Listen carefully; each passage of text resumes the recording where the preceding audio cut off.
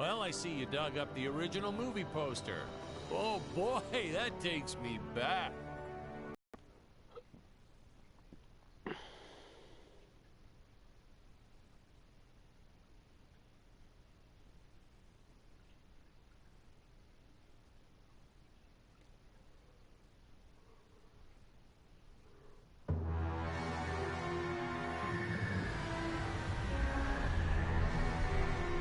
Hello, Dan Smith here. I directed this film back in, well, it feels like a century ago.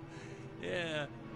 The studio asked me to provide a commentary track for the DVD release. And wham! Straight into the action. No fluff or anything. That's what we did back then. Crash-landed ship. Out pops our hero, the fearless Dick Starspeed.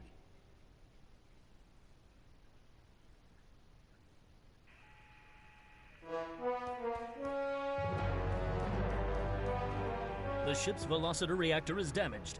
I believe that I am stranded on an alien planet. Played, of course, by actor Jonathan Digby. Went on to some minor roles after this. Such a shame. I thought from day one this guy's got leading man written all over his face.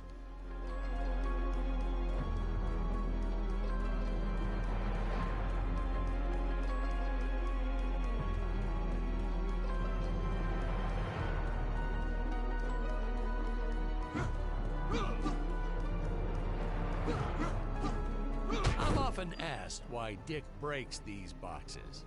He actually ad-libbed it. I told Jonathan, always keep things exciting.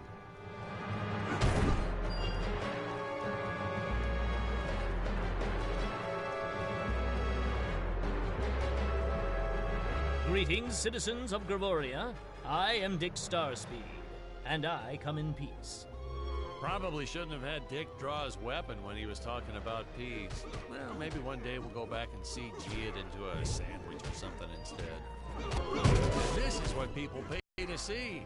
A no-name middle-aged B-list actor duking it out with stuntmen in costumes. Such stunning choreography. Now, the extras in those robot suits really knew how to take a punch. No, literally. I told Jonathan not to hold back. Give it all to him. Kick him in the nuts and bolts. And I know what you're thinking, but don't worry.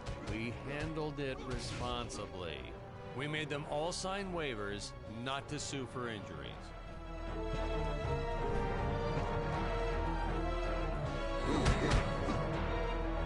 Oh. Holy smokes! Oh, I guess I'm supposed to do that. If I land squarely on that grain silo, I should survive this fall unscathed. Well, I shouldn't say this now, but you could actually see the strings if you squinted hard enough.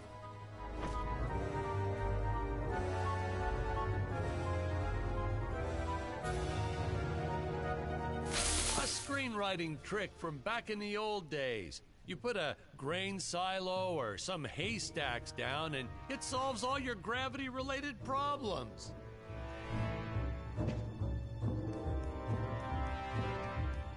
It appears some of my equipment was lost when my ship was shot down. But what luck! This high-tech scanner reports that my ray gun is nearby.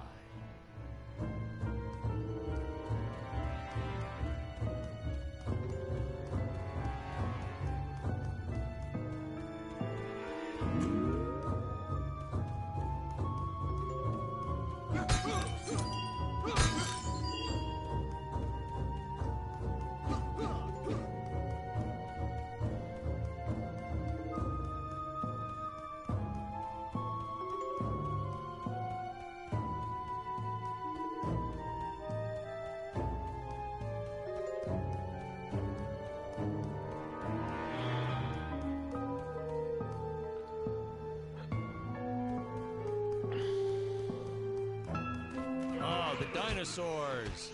You just don't see quality stop motion like this anymore, do you? Someone actually sat there and moved them, frame by frame. Today, it'd be done with computers, but where's the artistry in that?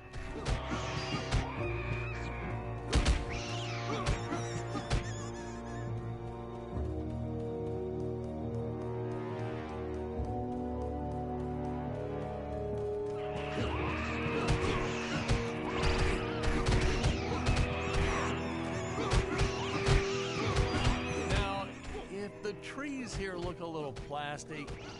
Well, it's because they are. I took them from the set of my last film, Vampire Island 2.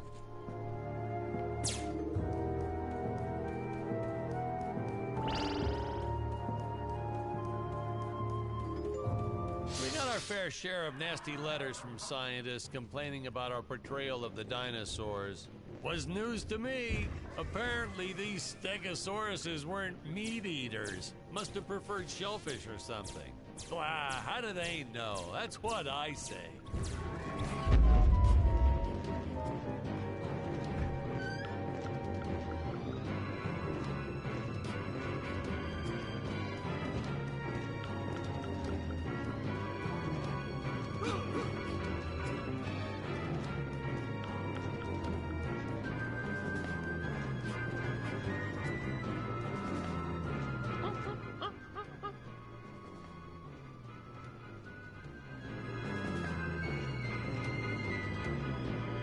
As usual, the local population is defenseless. That's where our hero steps in and saves the day.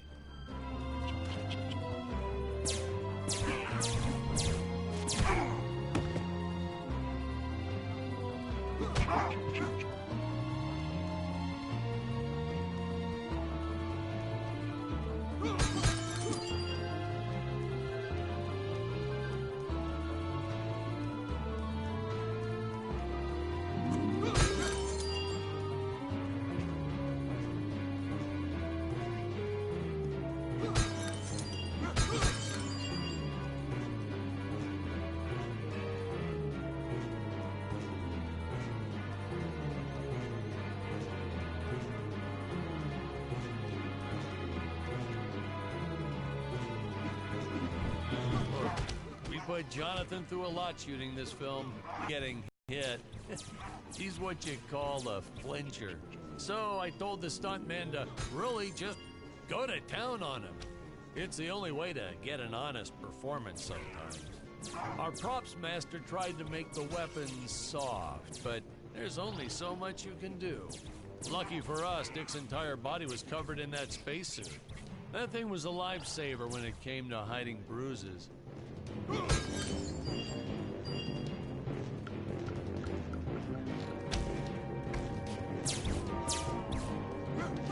How curious. They dissolved into what appears to be gold.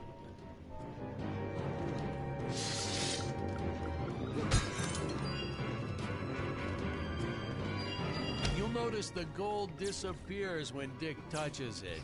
We had a deleted scene that explained he's actually teleporting it back to his ship.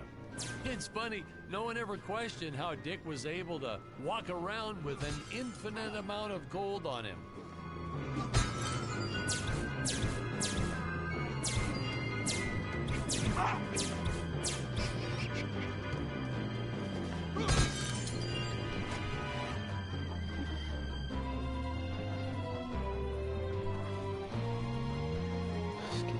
We had to redo these shots.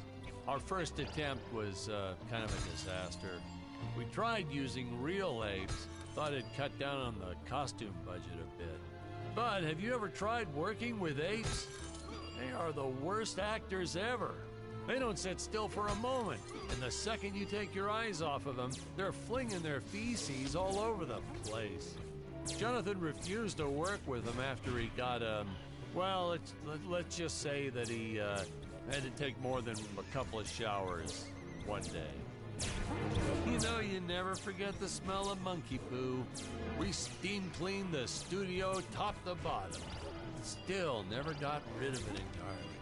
All through the rest of the shot, we kept finding those little surprises hiding inside various props. Boy, were those the days.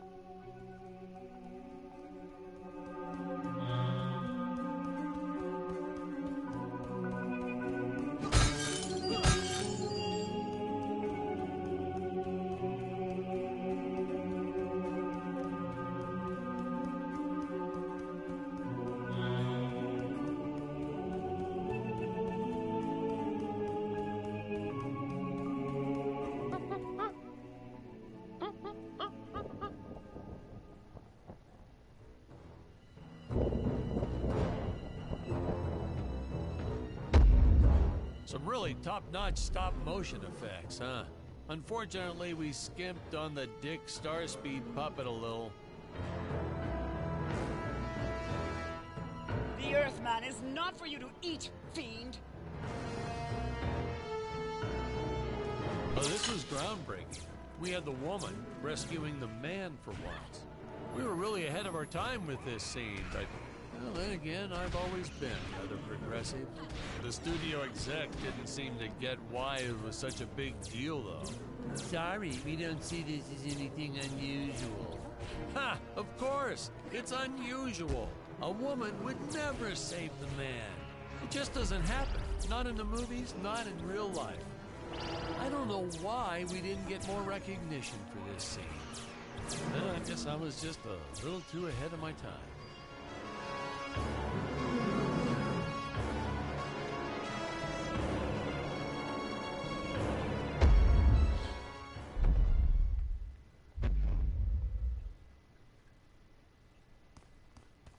Thank you for saving me, strange woman. What is your name? I am the magnificent Scarlet Nova. Do not question my motives. Just be happy that you are still alive. I must speak with my father at once. I shall teleport to his chambers.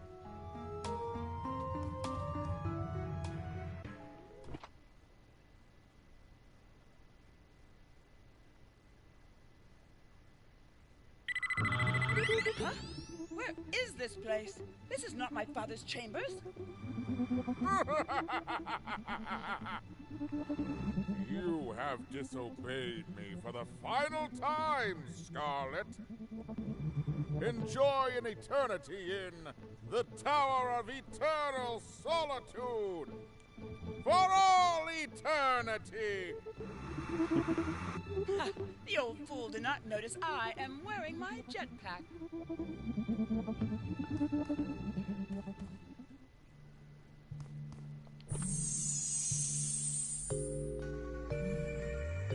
Okay, so how do I use the jetpack?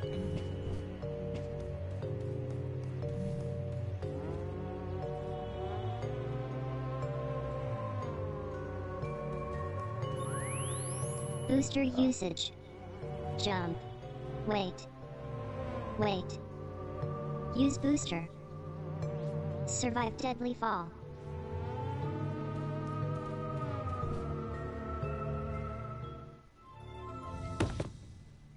Hey, now what's going on? This isn't the right cut. That's funny.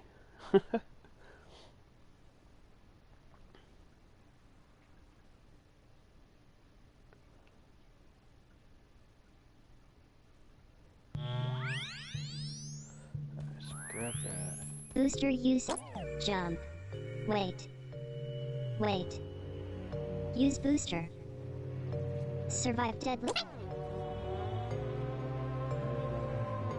use that just before.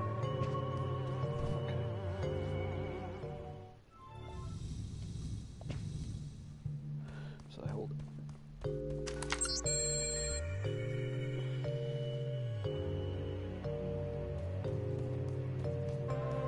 Scarlet didn't quite realize she needed to shoot those energy orbs down below. Keep in mind, Stacy was doing this on a soundstage, okay?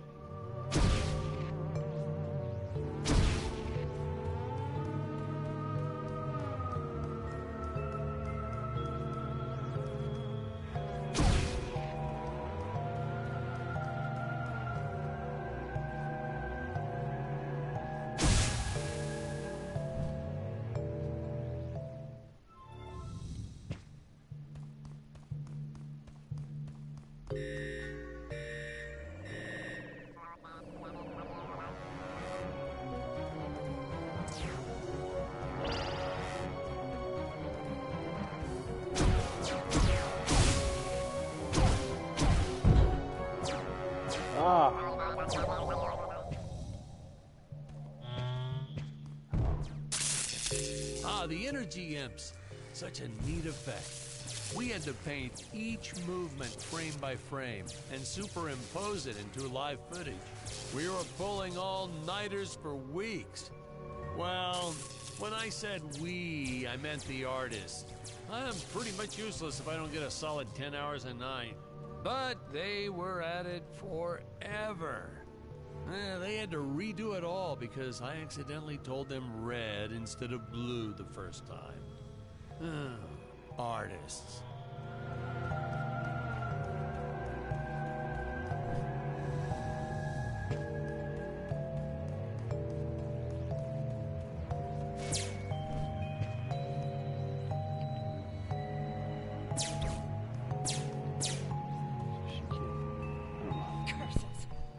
Revoked my access to the teleport terminals.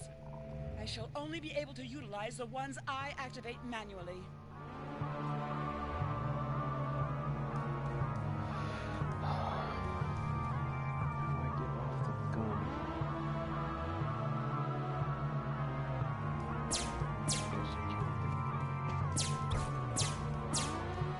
Gotta be a way. Man, some of these shots There are it is. dragging on longer than I remembered.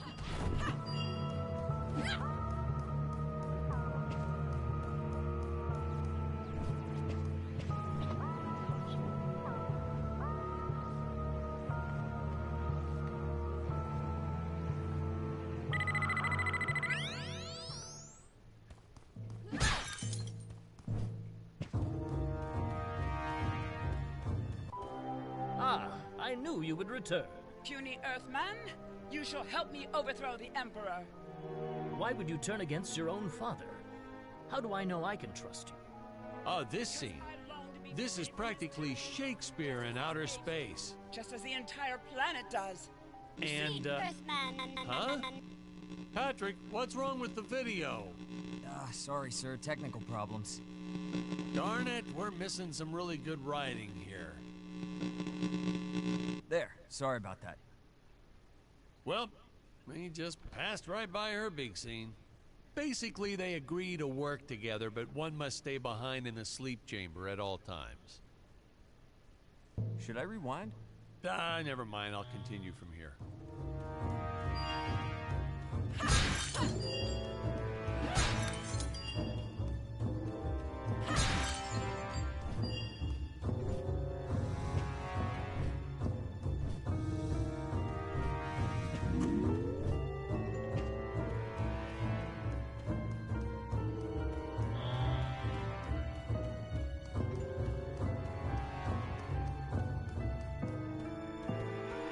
Right from the start, our budget was a little tight, even by standards back then.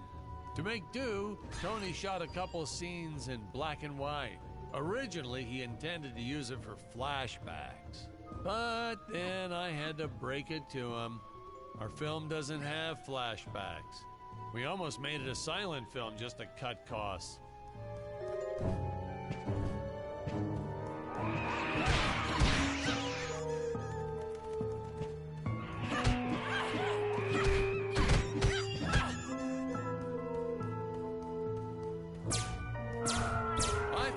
An absolute necessity we have a T-Rex in this film, but we got this Serato thing instead.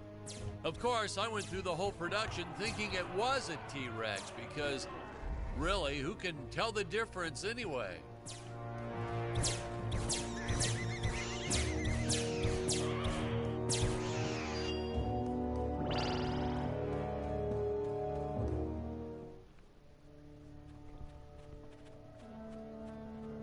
It would appear that now is the time for us to climb the Deadly Tower of Monsters.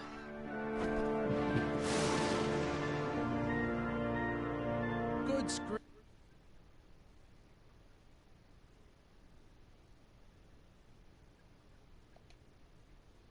Hey, is this thing on? Can you hear me all right? Yeah, all good.